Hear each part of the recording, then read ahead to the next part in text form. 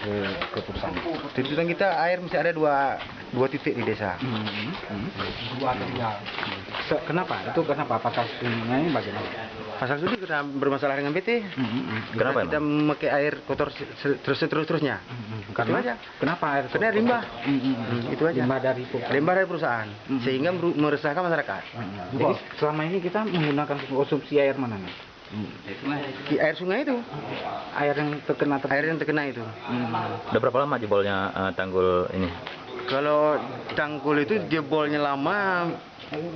Pokoknya kita bilang lama, nggak lama, tapi yang jelas hasil hujan jebol.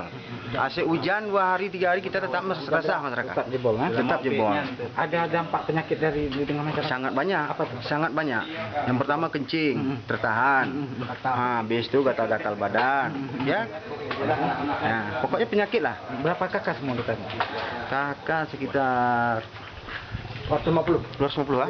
250. Warna air sendiri sudah seperti apa sekarang? Warna air sendiri kalau keruh kita pun tak tahu lah bilang keruhnya. Atas tadi keruh lagi itu.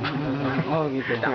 Hitam mungkin hitam kuning. Kalau masyarakat khusus mengkonsumsi air itu lain nggak ada. Jadi hari ini tuntutan kita putusannya bagaimana deh? Putusan kita hari ini pertamanya kita tuntut air bersih untuk darurat dulu. Nah, karena kita juga maklumi kan. Tapi seterusnya untuk keterbelakangan nanti apa gitu. Kebijakan dari perusahaan. Itu yang kita perlukan. Oh, gitu ya.